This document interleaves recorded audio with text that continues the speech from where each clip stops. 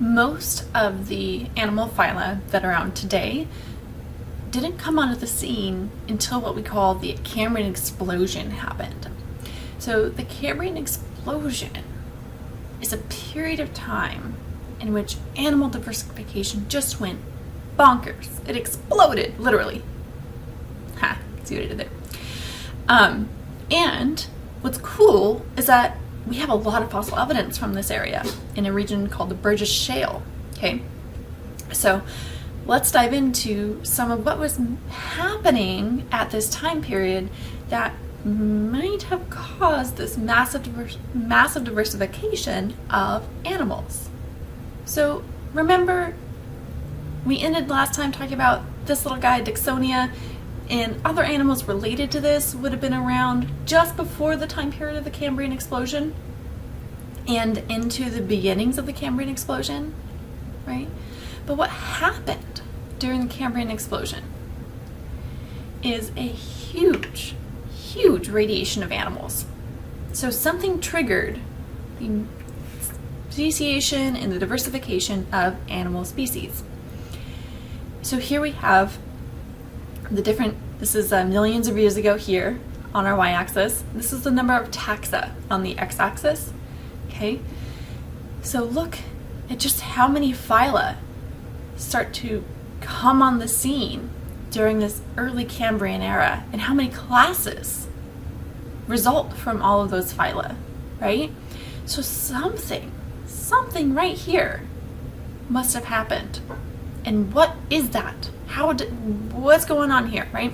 Two of our major phyla of animals, sponges and cnidarians, we think would have been around during this Ediacaran time period, but the rest of them came on the scene during this Cambrian Explosion. Okay, so what was going on? Well, there's no one right answer of what was happening during this time period. We have some leading hypotheses, and a lot of these interplay into each other as to why animals would have gone through massive diversification around the Cambrian Explosion. So we see that there was changes in oxygen content of the atmosphere, right? We talked about the oxygenation of the planet. Right around this time, there would have been plenty of oxygen around for animals to use for cellular respiration, right? Animals need oxygen.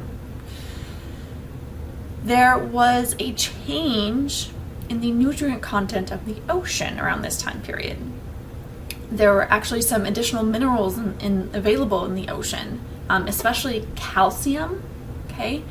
And calcium is really helpful for making hard shells. And it's during the Cambrian Explosion time period that we start to see animals that have hard shells, right? Dixonia that we just saw, it doesn't have a hard shell. It's a nice soft-bodied little kind of segmented slug type thing, right? Shells are a huge evolutionary advantage because now you have protection, right? But they also take a lot of energy, so there's that trade-off. But they couldn't have even built shells before, we don't think, before the Cambrian Explosion, because the nutrients just weren't available for those processes. We also see in the fossil evidence that right around this time period, the soft-bodied Ediacarans start to decrease in their numbers. We don't find as many fossils of them around this time period. So there's a couple explanations for this.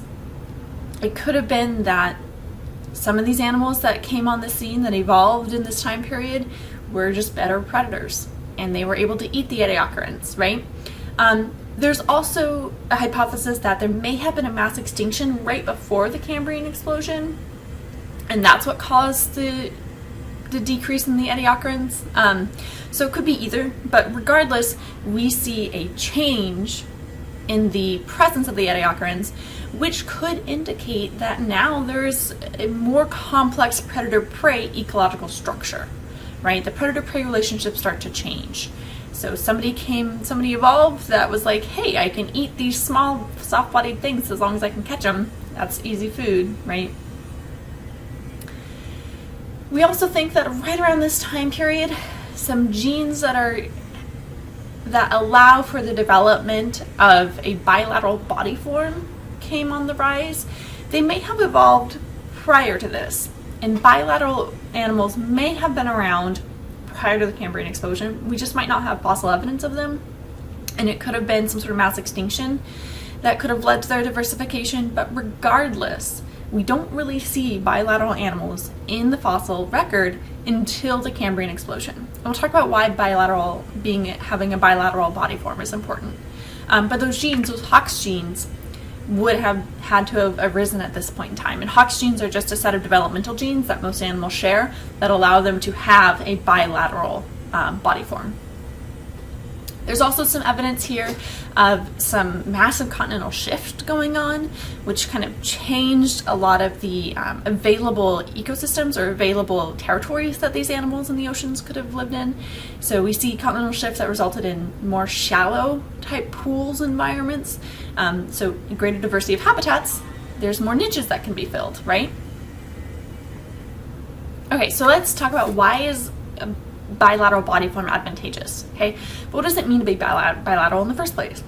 So really bilateral means we only have one line of symmetry, and that runs from anterior to posterior. So in bilateral organisms, they have a head, anterior region, and a head is the concentration of sensory organs, and they have a posterior region, or typically where waste is eliminated, right?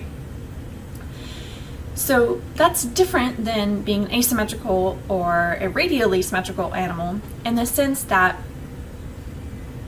in a radially symmetrical animal, we have multiple lines of symmetry. This organism would be basically the same on either half, right? There's really not a lot of directionality in a radially symmetrical animal.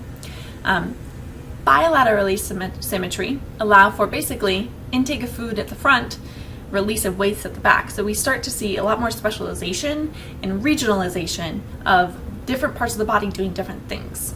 We think that early bilateral animals probably evolved 650 million years ago, just before the Cambrian period, and something happened during the Cambrian explosion, either a mass extinction that we don't really have a lot of evidence for, or ecological changes. Something happened during the Cambrian explosion, probably a combination of all of those hypotheses working together, that resulted in the massive diversification of this bilateral lifestyle.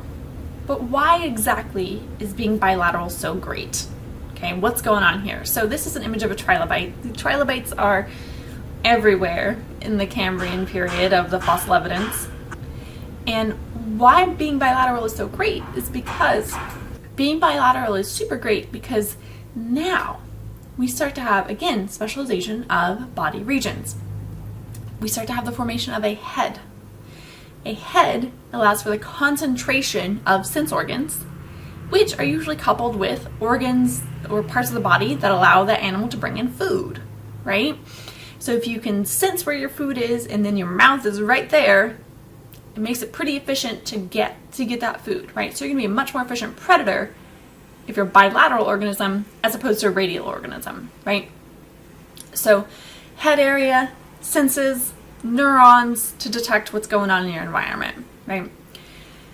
Then the rest of this body is really used for digestion and movement, right? Interior for digestion, the rest of the body for movement.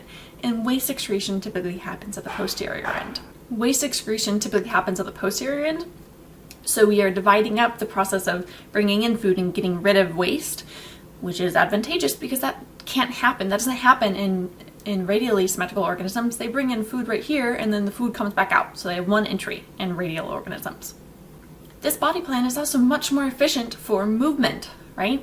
Keeping your senses on one end, you also move in that direction. You can see what's coming up, right? As opposed to having your senses all around you, right? Seeing what's ahead of you and where you're going, going to make you a much more efficient predator, which makes you better at getting food, which means you're going to be more successful in an evolutionary sense, right? This is also a much more streamlined body plan, a lot easier to move through water when you're bilaterally symmetrical as opposed to being a radially symmetrical animal, right? So it's kind of this positive feedback loop with bilateral organisms, where their better senses lead to better food capture, better movement, make them more successful, which kind of feeds back on itself. So bilateral animals make a monophyletic clade, right? They all share one common ancestor, we believe, but we split them up into two major groups of bilateral animals. The first being protostomes, these group right here in blue, and the other group being deuterostomes. Okay?